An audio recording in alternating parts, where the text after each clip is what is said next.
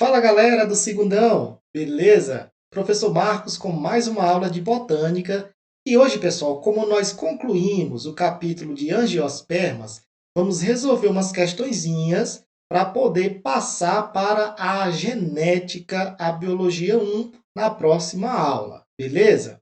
A primeira questão diz o seguinte: o quadro abaixo mostra de maneira simplificada a evolução das plantas terrestres. Com relação aos grupos vegetais apresentados no quadro, analise as proposições e assinale como verdadeiro ou falso. Esse grafozinho aí você já conhece, aquela evoluçãozinha que a gente tem de briófitas até angiospermas, beleza? Primeiro parênteses em branco diz o seguinte: as briófitas são o primeiro grupo vegetal terrestre a possuir uma epiderme revestida com uma camada impermeabilizante. Isso é verdade, pessoal, uma característica de plantas, essa epiderme revestida que vai ganhando mais resistência para suportar o ambiente de terra firme. Então aí, ó, se esse primeiro parênteses é verdadeiro, você elimina as alternativas quais? Você elimina a letra A, que é falso, né? D e E. Então, sua dúvida aí, pessoal, fica na letra B e na letra C. Voltando lá, segundo parêntese diz: na evolução apresentada em A, surgem os sistemas condutores de seiva bruta e elaborada. Olha aí o esquemazinho em A, pessoal. Isso é verdadeiro. Ó. Depois de briófitas, surgiram os vasos condutores de seiva. Então, segundo parêntese, também é verdadeiro. Se o segundo parênteses é verdadeiro, já tem como responder, não é isso aí, ó? Estávamos em dúvida na letra B e C, portanto, a resposta, pessoal, é a letra C, beleza? E aí você volta e analisa as outras alternativas, caso queira aí, ó. Questãozinha 2, pessoal. No Brasil, entre os produtos orgânicos mais comercializados estão o tomate, o morango e o café. Presta atenção, isso são frutos verdadeiros, pessoal. O tomate é fruto, tem história de legume aqui não. Morango e café também. Nesses vegetais, veja só, essa questãozinha, ela está trabalhando a classificação das angiospermas. Lembra que as angiospermas são classificadas em monocotiledôneas e dicotiledôneas. Ainda lembram a diferença? Eu apresentei essa tabelinha quando eu expliquei as monocotiledôneas e as dicotiledôneas. Aqui, ó, lembrando do caule, né, ó, os feixes vasculares que estão no interior desse caule. Em monocotiledônia é espalhado e em dicotiledônia é bem organizadinho ao redor do centro.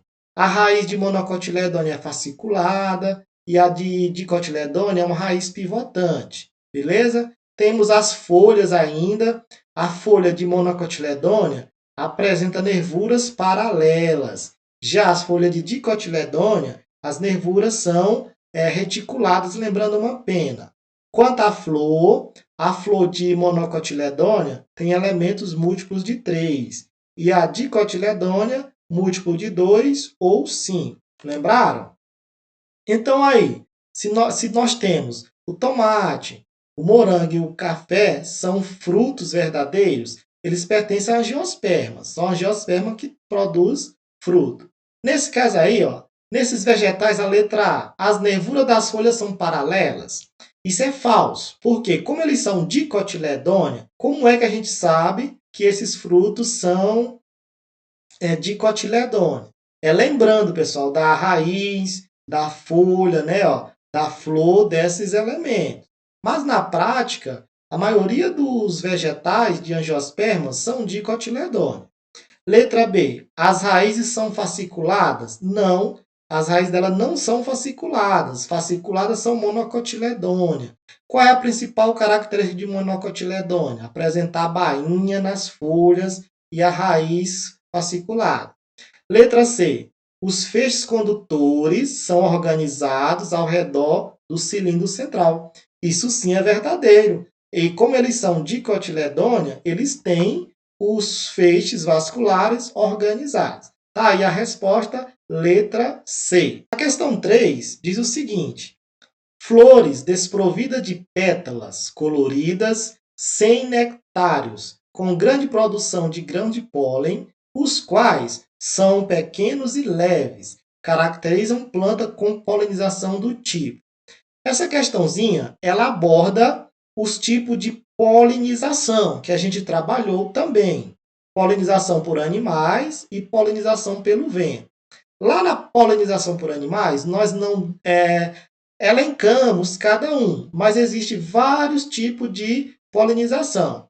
A polinização entomófila é feita por insetos, a polinização ornitófila é feita por pássaros e hidrófila é feito pela água, beleza? Então, nessa questão aí, que ele fala que são leves, quem vai polinizar, pessoal? Lembra quando eu falei que a polinização pelo vento, as flores não precisam ser atrativas, não precisam apresentar aqueles elementos para atrair ninguém, já que o vento só quer saber se ela é leve para transportar o grão de pólen. Então, aí nós temos a letrinha D, anemófila, que é uma polinização feita pelo vento. Beleza, pessoal? A questãozinha de número 4 diz o seguinte: várias plantas possuem flores hermafroditas, que têm o órgão sexual feminino e o masculino. Em algum desses casos, as estruturas femininas e os estigmas estão posicionados acima das estruturas masculinas, as anteras, conforme destacado na imagem. Então, você percebe aí que os estigmas, né, estão acima das anteras. Aí a questão quer saber qual é, pessoal, a estratégia, porque as plantas que são hermafroditas fazem essa estratégia aí, de possuírem os órgãos reprodutores masculino e feminino em alturas diferentes. Veja só, esse arranjo das partes reprodutoras está diretamente associado à seguinte vantagem. Vamos lá. Atração de insetos, não faz relação, de qualquer forma aí o inseto vai ser atraído. Proteção ovariana, o ovário fica lá embaixo, aí também não tem essa proteção. Letra C, dispersão do pólen, aí também não tem uma relação de dispersão do pólen. Mas veja só a letra D, pessoal. Variabilidade genética. Isso sim está relacionado. Agora vamos entender por quê. Se essa planta ela apresenta a parte feminina embaixo da masculina, o grão de pólen vai cair nessa parte feminina e fecundá-la. E aí não vai ter variabilidade genética, pessoal. E o objetivo aqui é elas serem muito diversificadas para conquistar cada vez mais o ambiente terrestre. Compreenderam a questão? A questão 5 diz o seguinte: analise a imagem a seguir. Nesse órgão das angiospermas, a estrutura feminina corresponde a... Bora lá! Qual é a estrutura feminina aí, pessoal?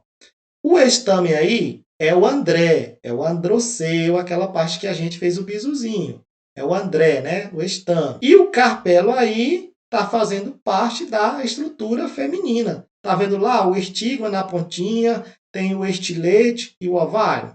Então, aí, a estrutura feminina corresponde ao que, pessoal? Letrinha C, carpelo, beleza? A questão 6 diz o seguinte: na maioria das angiospermas, o fruto é uma estrutura formada a partir do desenvolvimento. Vamos lá. O fruto, pessoal, ele é desenvolvido a partir do ovário. A semente é quem é desenvolvida a partir da oosfera. Lembra lá na reprodução que eu mostrei o ciclo de vida? A oosfera fecundada, produzindo o embrião, que vai produzir a semente. Então, nesse caso aí, letrinha A, do ovário. Os frutos são originados do ovário. A questão 7 diz o seguinte: o endosperma da semente de angiosperma contém.